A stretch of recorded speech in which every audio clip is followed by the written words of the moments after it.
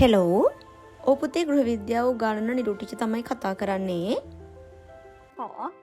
ඔව් පුතේ online class කරනවා. ඔන්ලයින් ක්ලාස් එක පුතේ 2026 බැච් එකේ දරුවන්ටත් තියෙනවා 2027 දරුවන්ටත් තියෙනවා 2028 දරුවන්ටට තියෙනවා පුතේ. ඔව් පුතේ 2026 දරුවන්ට ක්ලාස් එක පුතේ සතියේ ක්ලාසස් 5ක් තියෙනවා. 2027 අයට ක්ලාසස් 3ක් තියෙනවා පුතේ සතියට. 2028 දරුවන්ට ක්ලාස් එක සතියට දවස් 2ක් තියෙනවා පුතේ. ඔව්.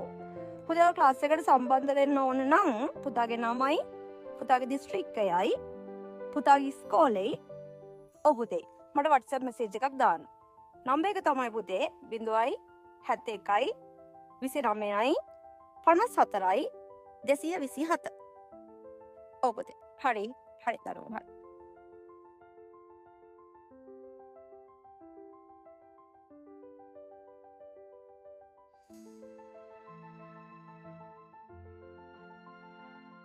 Teacher?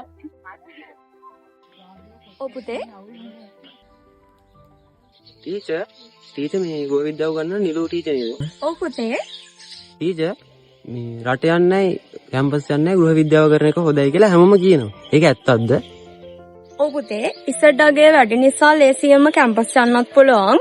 ඒ වගේම තමයි පුතේ ඔයාලගේ හෝම් සයන්ස් සබ්ජෙක්ට් එක අපි කියන ගෘහාර්ථික විද්‍යා සබ්ජෙක්ට් එකේ පුතේ ටෙක්ස්ටයිල් සයිඩ් එක වගේම හොටෙල් සයිඩ් එකත් කවර් වෙන නිසා පුතේ ඔයාලට ලේසියෙන්ම රට යන්නත් පුළුවන්.